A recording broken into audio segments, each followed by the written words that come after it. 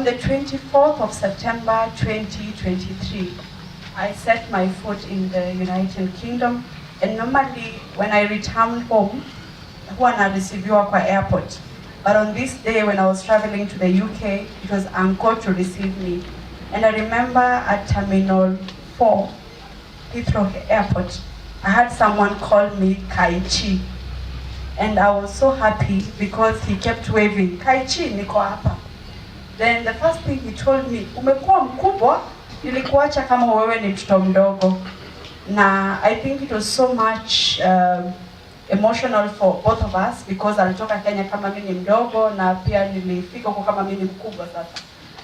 So akanichukua, akanipeleka kwake, tukaishi kidogo, alafu nikaingia shule.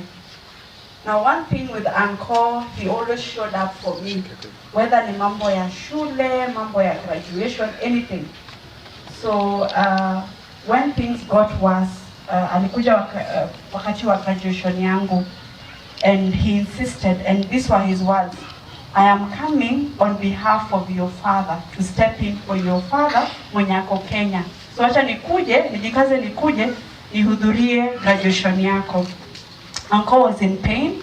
I could see. I even had to release him early and tell him get into a taxi and go home. But he insisted, no, we have to take photos, we have to dance.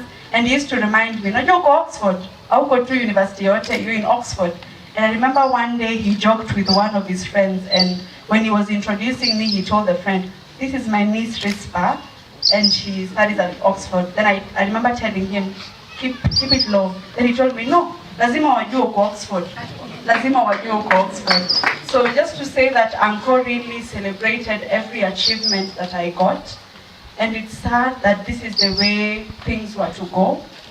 I remember when he started getting sick and I would show up in hospital, he would always call me Mrs. Fixer, because I'll get to hospital, look for the doctor, tell the doctor that this is my uncle, he needs care. Because Uzunguni, unlike here, when you go visit your next of kin, wanahudumiwa vizuri because they see they have family. So I remember this day I got to the hospital, then mimi naogopa hospitali, but ugonjwa wa uncle umenifunza ujasiri mpaka nikaingia ICU. So I remember when I went to hospital and I met his doctor, his cancer specialist, and this doctor was like, oh, you know, he has to go through 6 chemo sessions. And then I asked the doctor, what if by the 2nd or the 3rd or the 4th chemo, he's okay? Does it mean he has to go through all of them? Then the doctor looked at me and asked me, Madam, are you a lawyer? Why are you asking all these questions? Till Uncle said, yeah, this is my niece, this is my daughter, she's a lawyer, so just respond to her. She doesn't want to sue you, but just she wants information from you. Looking at how Uncle handled his sickness, I would say Uncle was a great fighter.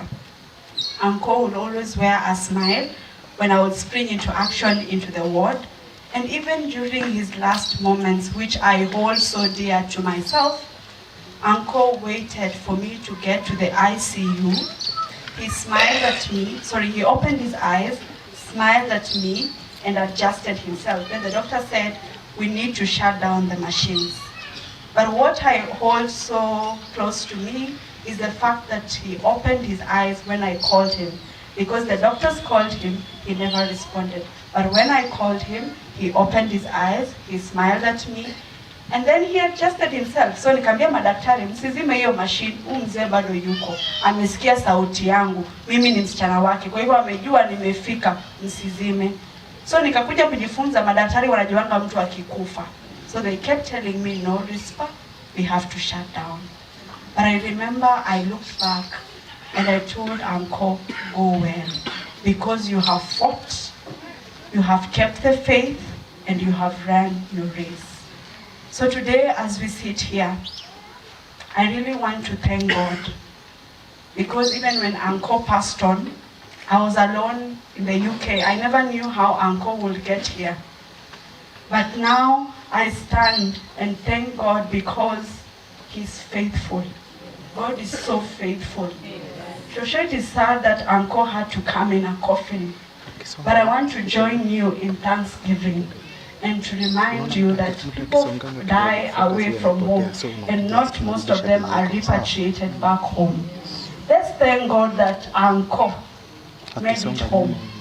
For the first time, I was in a plane that had no turbulence. Kumaanisha Uncle alikubali kurudi nyumbani. So we thank God. I also want to thank everyone who was involved in all this. And I just want to say that to God be the glory and honor. That even today, as Uncle is here, Uncle used to make fun before I leave. Uncle used to make fun and say he wants to come to Kenya via British Airways. And I used to remind him, hapana Uncle, tukienda Kenya tuna na Kenya Airways. Baka akaniuliza, kwani uko na shares hiyo Kenya Airways? Unatetea aje Kenya Airways? So I really wanted us to fly Kenya Airways, but I think his wishes were hurt because we came with British Airways, bringing him home.